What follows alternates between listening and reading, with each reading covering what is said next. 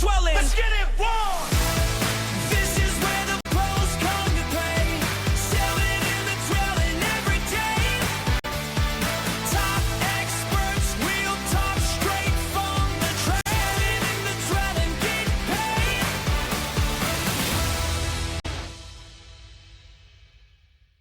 Hello, and welcome to the inaugural, the maiden voyage of the Selling in the Dwelling podcast. I am your host, Alan Langer, and I can't tell you how excited I am to kick this off because I have been thinking about doing this podcast for years now and finally got my crap together. I got a production company, I got some sponsors, and most importantly, I got some terrific guests lined up. And I am so excited to get started with Selling in the Dwelling. Thanks for joining me today.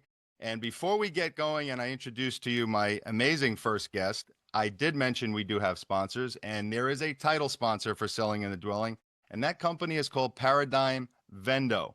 They are a digital resource for the in-home selling world, from first appointment to final contract. Check out Paradigm Vendo, and more on that later. So as I was planning this podcast, as I was putting it together, the one thought that I had was, I got to have good guests. I have to have some good guests because you can't just have filler guests. And I want to really blow some people away. And I think I did that. I think I nailed the whale on the first one, as they say. I want to introduce to you folks who you've probably already heard of, but Matt Esler from Esler Co. and Renewal by Andersen. Matthew, thank you for joining me on the first edition of Selling in the Dwelling. How are you? I'm doing all right, Al.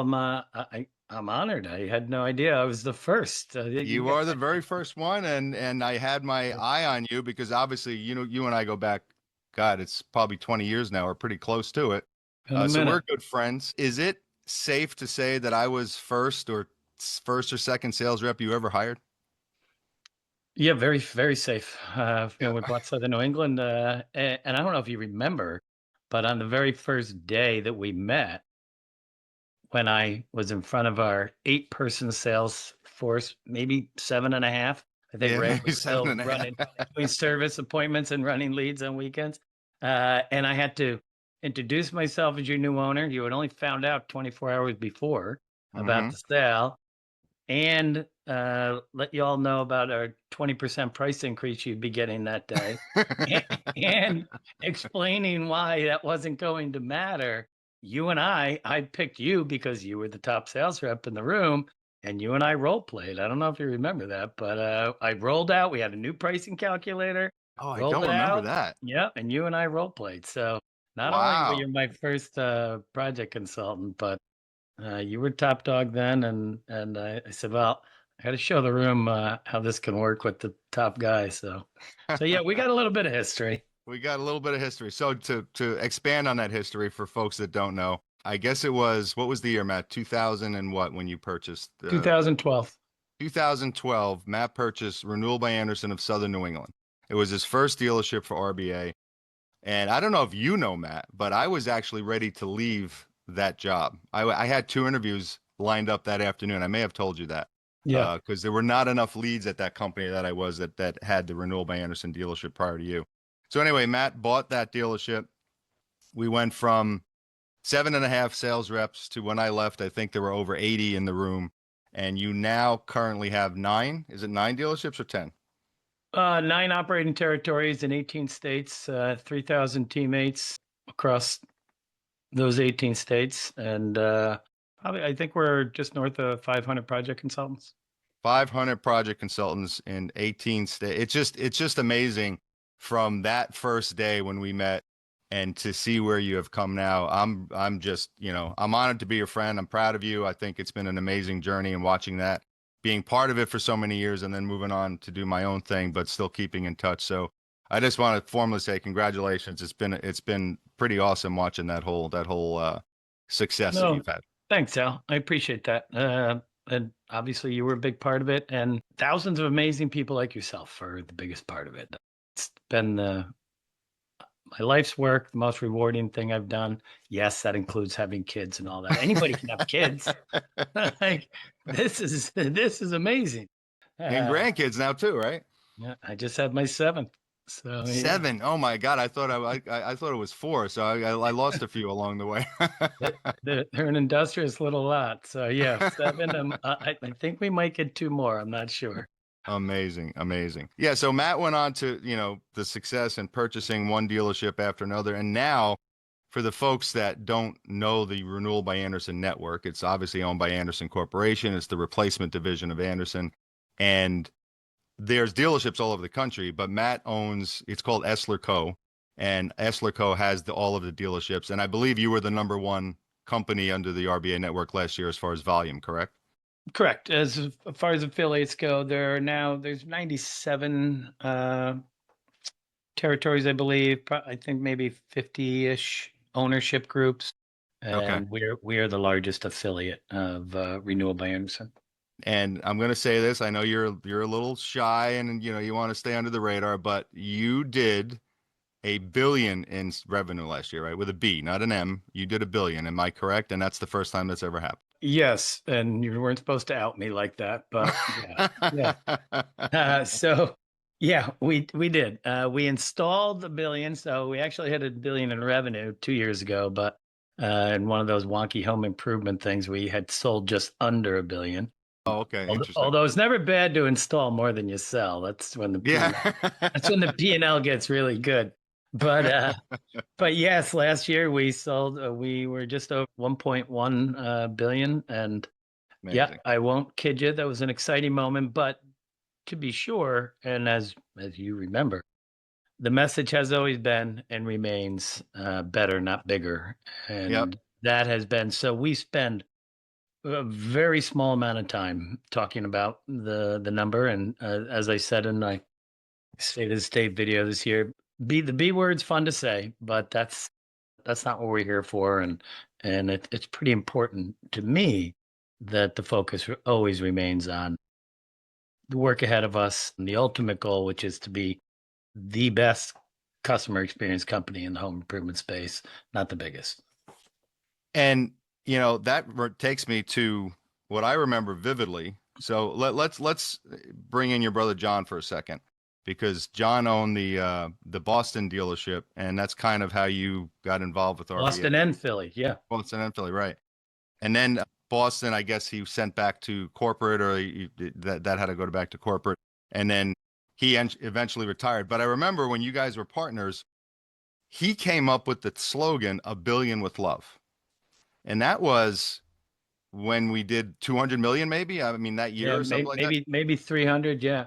I'll back it up further than that. Yeah, go John ahead. is the sine qua non, you would say, that without which doesn't happen. John, I was not in the home improvement space, and when John so graciously opened his door, he said, "Sure, if you want to learn the business, there might be an opportunity here for you." And we merged our businesses in 2016, maybe 17 was when Esler Companies was actually born.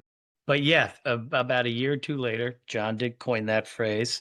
He relatively quickly exited the business after that and said, "Here, bro, it's up to you now to deliver on this." It's up to you to get to the B. Good luck with that. We were doing maybe 300 million, I think, at the time, but yes, it's been fun. And I will tell you that the billion was the part that we very quickly dropped. And most folks, they weren't aware of that.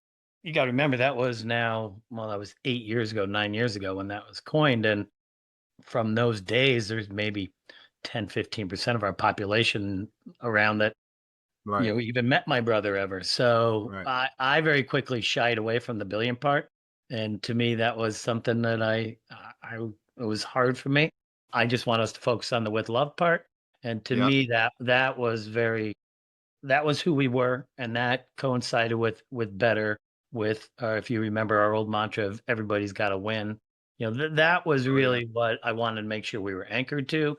So we kind of dropped the billion pretty quickly, but yeah, here we are years later, we got there. And I remember, I'll tell you a quick story. When that phrase first came out and introduced to the sales team, you know how sales guys chat behind the scenes. We were like, what the freak? What are they, nuts? Like $1 billion? They're out of their freaking minds. Are they crazy? And here you are, whatever it was, how many years later you hit it. So it was pretty cool to have that memory. But I remember the billion with love. And then I also remember everybody wins very vividly, because that was something that you're right. You did Yeah. focus on that. Like this was Yeah. it was the first, I've been in home improvement for a while, and you were really for me, the pioneer of, it's the customer experience. It's how we're delivering the experience, not just, let's sell as many damn jobs as we can.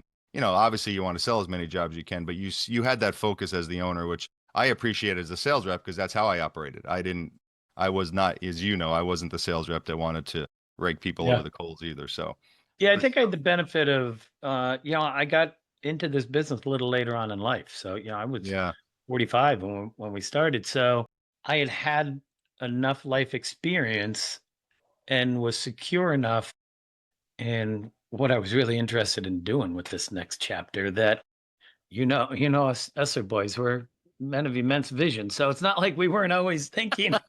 I was, I always had a point in the distance there that was, we were going to do big things, but I also knew that if it wasn't something I was proud of, it wasn't something that, I was comfortable putting my head on the pillow every night with, then it wasn't worth doing for me. So right. how we treat the customer experience, which for me and for Esler companies starts with how we treat our internal. We have two customers. We have our Yeah. teammates, customer number one, and we're hoping as well as we treat them, they will turn around and do the same to our paying customers.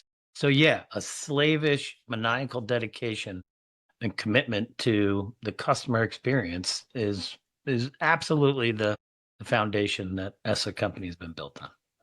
Did you, as you were building the company, did you run into, because the home improvement world has been, and still is to a large degree, an industry that's not focused on that. So when you were hiring people, did you run into people like that didn't have that mindset, like customer focus? Or was that a struggle for you? Did you run into quite a few that you had to turn away, even though they had, maybe they were good salespeople, whatever, but they didn't have that mindset?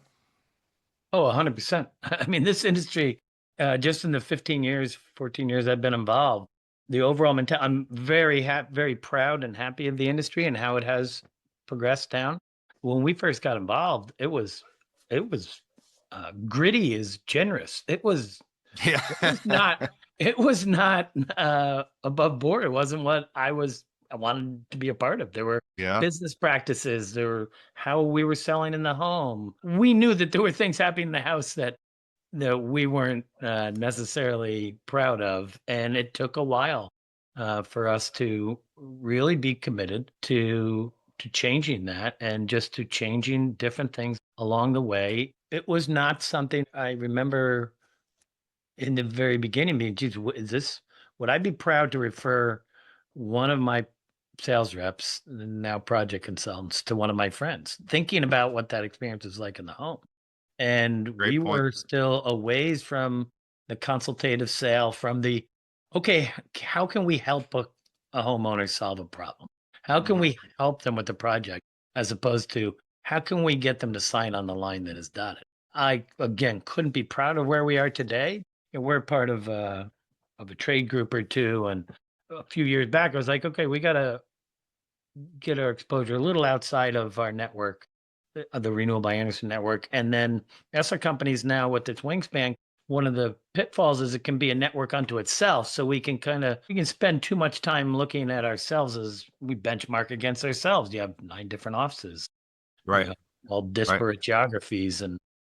And so, we push ourselves to get outside and be in some trade groups. And I still attend conferences. When I hear some of the practices that are still in place out there, I cringe. It's amazing. I'm like, wait, that's illegal. Like, Yeah. like you can't do that. What do you mean you're selling on par? You can't do that. Like, so You mean yeah, if you rip the customer off, you make more commission? Is that it was just, I couldn't even believe it when I heard that that was a thing all those years ago. all those years ago? Yep. And that there are still places out there that are encouraging that kind of, listen, again, less and less. Super proud of our space, and think we are continue to move in the right direction. It's definitely the history of our space is, there's some stuff not to be proud of there. Absolutely. One of the things I remember vividly as a sales rep and working for you, is how you eventually changed how you looked at sales reps. Because I remember Right. when I was there, and you, first of all, I will say this publicly, you're definitely one of the most generous guys I've ever met. You know, what you do with your teams and with the people that work for you, and then, you know, the trips that you have for your sales teams. But I thought it was so cool when you started these trips, you still invited people from the office and people that helped, you know, you just didn't have just the sales guys go. But it Yeah. used to be based, and all these trips, and many are still are, they're just based on volume. How much you sell, you're the top guy. And that was the way it was for a few years. And then you finally started to change that. You started to add, you know, how many referrals we got, how many self-generated appointments. And then the medallia scores got involved. And you're like, how are you treating the customer? And now the top guy wasn't necessarily number one anymore because you had that metric. And I absolutely loved it because, as you know, I was that sales rep who tried to do all of those things as opposed to just selling as much as I possibly could. So kudos to that. But that was like, do you remember that shift or maybe that conversation? Say, how are we going to change how we do Yeah, this? 100%. And I also want to back up and answer because I didn't answer your previous question. You said, was it a challenge to find people that fit the culture? Yeah. A challenge? No, but did you have to be intentional about it? Yes. And as you were talking, I was trying to remember, I can't remember the gentleman's name, but it was early days when when you only have a sales force of 13, 14 project consultants and a couple of them are the heavy hitters, you can feel like you're beholden to production and to performance. And I remember he had just started with us, but he was knocking it out of the park. And I'm sure you remember we had at the time our CRM that had once you resulted a job, then a measure tech would go out, Mm-hmm. and there were issues in how the job was sold. They would be resolved through a process called the measure summary process, and this would be how the I still measure have PTSD from the measure summaries, by the way. yes, the measure tech would put in his notes. Customer thought this, contract says this, and you know how folks get with the keyboard in their hand as opposed to when they're facing each other. And so Yeah. that measure summary was the first page that opened on my CRM every day, and I would monitor how we were doing. But part of the reason was through that I got to see how a project consultant resulted a job. I got to see how the install manager, or rather at the time, measure tech looked at it and how they communicated with each other. And there was this project consultant who he had sold back then. I think he had sold 150,000 in a month, which was Wow, it big was deal big back. time back then. Big deal back then. Now we have guys selling 500-600 in a month, Yeah, but exactly. 150 in a month, and his responses in the measure summary process were just rude. And I had him in my office before one of the sales meetings and talking about that. I said, this is not how we talk to people here. Like this, that's not the way. Have you ever seen me put anything like that in writing? Have you ever heard me speak to anybody like that? I said, that's just not behavior we'll have. And he couldn't get his head around it. And he left that office not a part of our team that day. Oh, And wow. Okay. yeah, and that was so early days. I saw how valuable that was. It wasn't why I did it, by the way. I did it because I'm like, well, I can't have you if that's the way you think you're entitled to act, Yeah. simply because you're performing well as a project consultant, then it's probably not going to be a good long-term fit. But I also noticed the ancillary benefits of the attention that got in a sales room that went, Absolutely. so you mean I have to be in this now to tie back into what you were just talking about.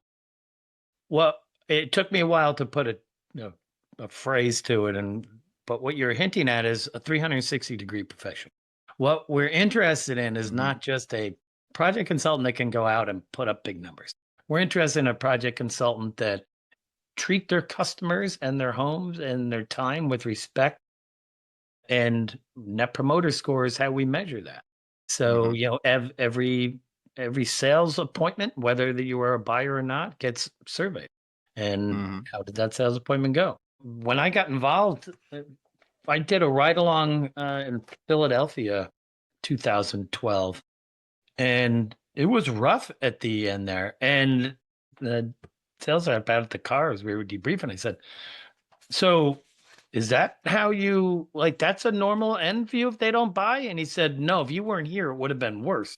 He goes, because back then They weren't worried about online reviews. They weren't No. worried about. They're like, you know what? We'll never see this homeowner again, and I can be as rude as I wish.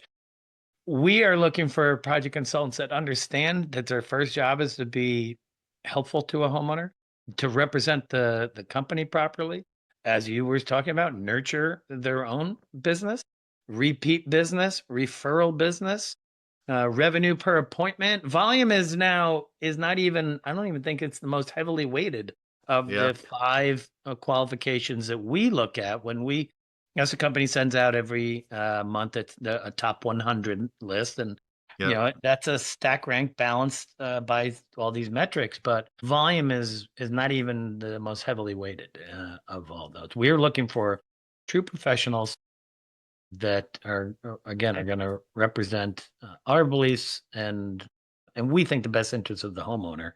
And if you're just interested in being what we call a lead baby, sitting around with your hand Uh, out saying, "What do you have for me?"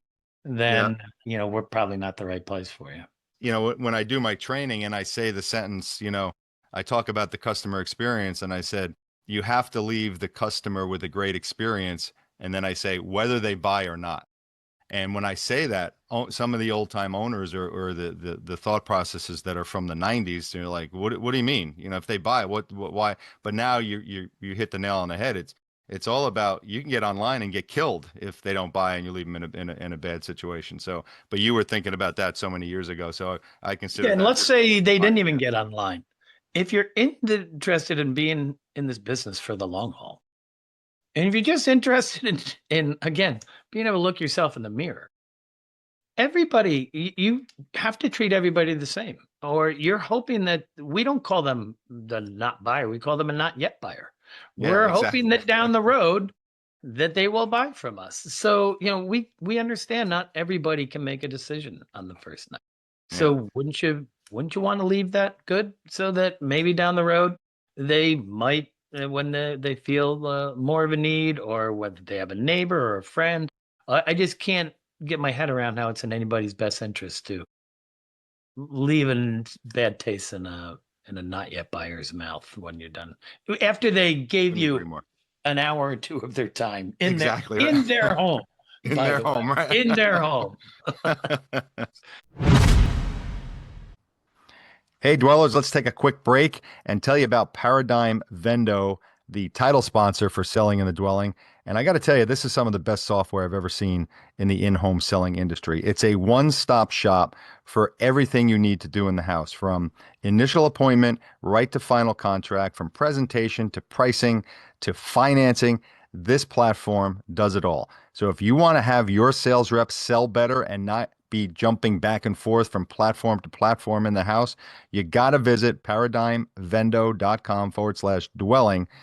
Get a free demo. Check it out. You will not be sorry. It's some of the best software I've seen in the industry. So Yeah. let's back up a second, Matt, because I want to talk about, you have a fascinating background even prior to Renewal. You talked about many times when we were working together about how you started a t-shirt business in Saratoga during the racing days, right, in the summers. And that was when you realized that the entrepreneur world was for you. Can you expand on that a little bit? Yeah, for sure. Yeah, again, my brother and I started, and again, similar to Esler, he exited after a couple of years, and I quadrupled it. But I always give him props for getting things started. Yeah, so that was for sure in our formative years. So I'm gonna let everybody know how old I am now. It was early '80s. I grew up in upstate New York, Albany, New York. And 25 miles north of that is the Saratoga racetrack. That's thoroughbred racing. Similar, same horses that run in the Kentucky Derby run there. It's a gorgeous town. Think of it as Newport with only horses instead of sailboats. And Yeah. for those of you out west or wherever else, these are towns that were built by Vanderbilts and Whitneys and the Victorian boulevards, and it's a beautiful place.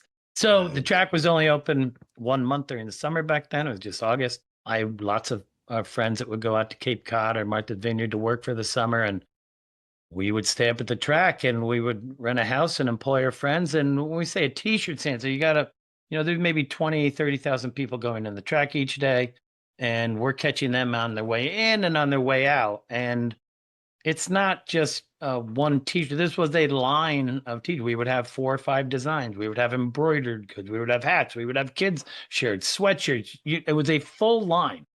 For sure, many of the lessons that I learned there on how to treat people, on pricing, on what moves product, what doesn't, on Mm. treating employees or teammates, as we now call them, and properly motivating them. All of that a lot of that came from those early days. That's how I paid for college. It's how I bought my first house.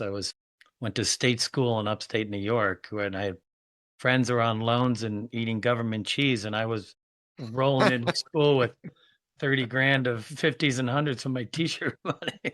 It was a ton of fun, but it was absolutely, once you get a taste of that, you see the world differently. And you were a hockey coach too, right? Which you've mentioned to me that also helped with, you said when we were chatting, or one of the things we sent back and forth about, many of your leadership skills you still employ today came from your hockey coaching day when you were younger, right? Yeah, no question. I have 3 children, 3 adult children. My youngest, my son, was a avid hockey player. We played hockey, my brothers and I, growing up. Albany, you And better play hockey, right? what's that? Growing up in Albany, you better play hockey. Well, yeah. I mean, listen, again, engineer dad, we were lucky. He put a rink in our backyard, rigged up lights, and the rule was you could be out there till, as long as you were in the backyard on the rink, you could stay out there all night if you wanted. That's awesome. There was never, hey, you have to come in and go to bed. So it Yeah. was, you can't get much better than that.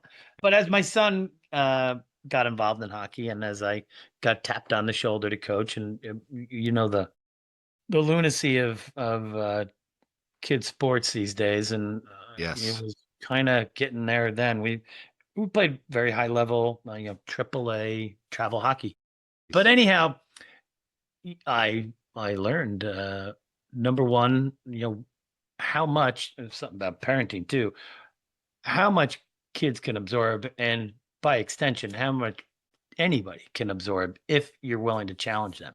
And part of the managing to the top and not to the bottom, which is tricky when you're coaching. You also learn, my son, I was blessed, he maybe not so much, to, peer coach his kid. I could have my foot all the way up his ass, and he was like, yes, coach, let's go. He was hardworking, could take Yeah. it. You look at another kid sideways, and you're gonna Yeah. have a meeting. You're gonna have a meeting with his mother at the.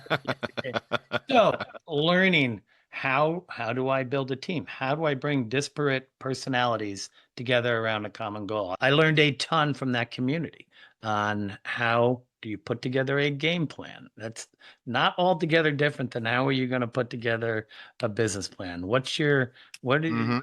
your approach, a strategy? But always, how are we motivating people? How are we elevating people? I always say I think some of my finest work was done on the bench before I got into this seat.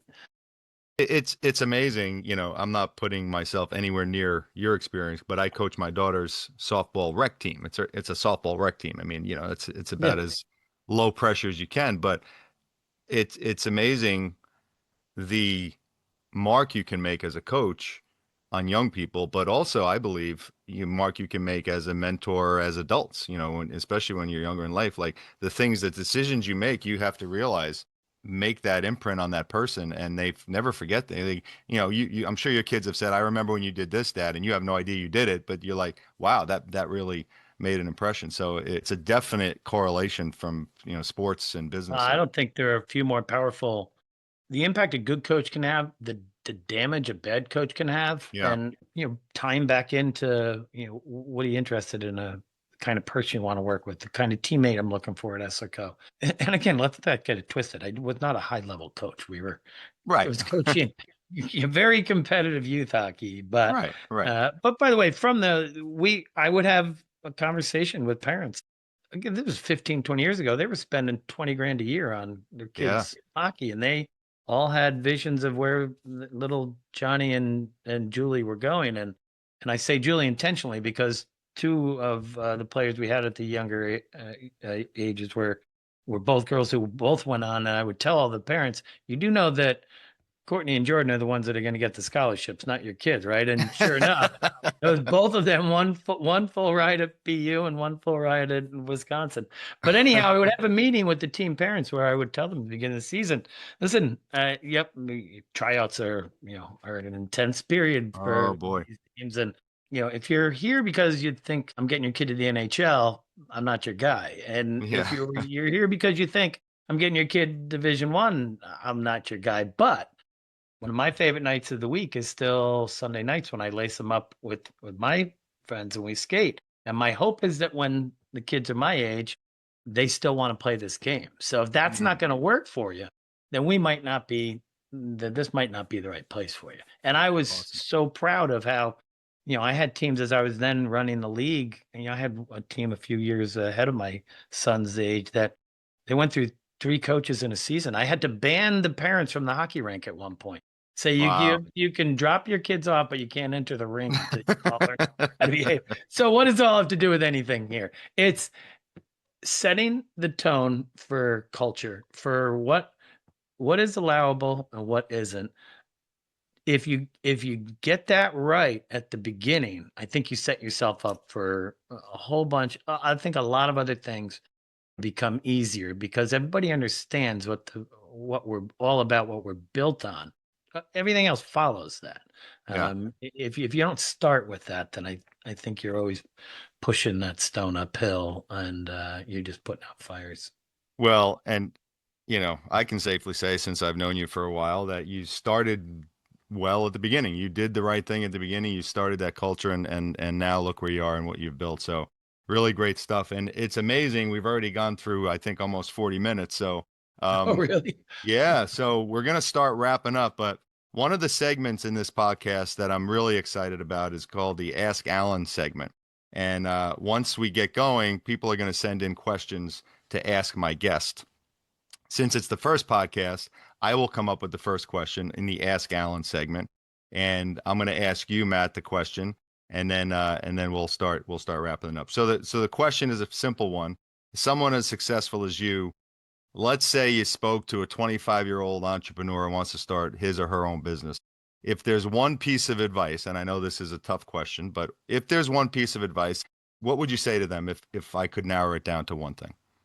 Oh, that one piece is that's the Tough, tricky I know. one. But listen, what do I tell young people all the time that sit? I'll get really bright young people. And by the way, just a word about folks who, oh, this next generation, they don't want to work. They don't want to baloney. Like there are Yeah. amazing young people out there. They are amazingly smart. I love working with them. But you get one sitting at your desk and, hey, how do I get where you were? There's no skipping any steps. You have Mm, to you have to embrace the grind. You have to understand that where you are today is essential to where you're going, where you want to get, even if it doesn't look like they are. There's a direct, linear correlation between them. And I often tell folks, whatever you're doing right now, you have to just absolutely dominate that thing. Be the absolute best at that thing. Even if you're sure this thing is not what I'm going to be doing down the road. hmm But you will be amazed at how each of those little pit stops, experiences along the way come back to you. You'll be amazed at the good things that will come your way. When you just hmm put your head down and do really good work, people find you, they tap you on the shoulder. You won't have to raise your hand quite so often going, hey, I want to do this. Just go earn it. And hmm there's lots of folks take notice if you're willing to outwork. And that would be the other thing. I said, embrace the grind. Yeah, I had a friend when as you know, did a fair amount of real estate development over the years, and an early partner who was a $600 million a year contractor at the time, but he started as a mason, and we were building a hotel together. And he had said, "Listen, it's not brain surgery." He goes, "You lay one more course of brick than the guy next to you, hmm and a month or two later, you're finished with that job a lot sooner than them." You apply that to life. Just do a couple more, do a little more, and you will end up at a different place. It's like the story of the two lumberjacks, the young lumberjack and the old lumberjack, and they have a contest and who can cut down the amount of trees in a certain amount of time. And they go to different parts of the forest, but they could hear each other. So the young lumberjack is chopping and chopping and chopping, and he would hear the older one stop and take breaks. And he's thinking, I got this whole time. I'm going to kick this guy's butt. And then they get done, and then the contest coordinator counts all the trees, and the old guy beat him by like 20 trees. And he's like, how's that possible? You kept taking breaks. He goes, no, I wasn't taking my breaks. I was sharpening my axe. And it's Yeah. like, not only do the work, but also be intentional with your time. Like, know what you're doing and be really smart about it. And, that's what I saw in you. And I loved working for you. I loved my time at Renewal by Andersen. And even when I left, you were so gracious and supportive of me starting my own consulting business. And here I am, I think it's 6 years, 5 or 6 years later, we're talking on my podcast. So very cool for me to have you. And I really enjoyed this. So any final words for the audience on, again, no pressure, the inaugural Selling in the Dwelling podcast? No, I don't. But I will tell you, you said I was gracious when I left. Yeah, it's all of our jobs to help people get to another place, a better place, provide a good opportunity for them while they're with you. But I always want nothing but if somebody wants to go do something else, more power to them. And I always try to help them out. I love seeing your journey. I love what you've done with it. I often refer to your journey to when I'm speaking to project consultants and Oh a yeah, year okay, when cool. you had made the decision to I'm going to run 50% as many leads because I'm going to write this book, which was 7 Secrets of Selling, a great book. And that year you were still project consultant of the year and your production had gone up while you ran 50% as much. Final words. This is an amazing space we're in. It's a privilege that we have to earn every day to be invited into people's homes to help them out with their projects. And it's a privilege that we get to have teammates put their trust in us, the same as those homeowners, to provide a good environment for them to work in. And I don't ever take it lightly. And I hope I hope and I know others in my position feel the same way. Well, I'm sure they do. And again, I can't thank you enough, Matt, for joining me and kicking off this podcast. It's been an honor for me. It's been exciting. And I want to thank you for doing this. And I want to thank you, the audience, for joining in on the very first edition of Selling in the Dwelling. Remember to visit my sponsor, Paradigm Vendo. It's myparadigm.com. Check them out. You will not be sorry that you did. Thanks again, everyone, for joining. And we will see you next time on Selling in the Dwelling. Take care. Selling in the dwelling. Let's get it.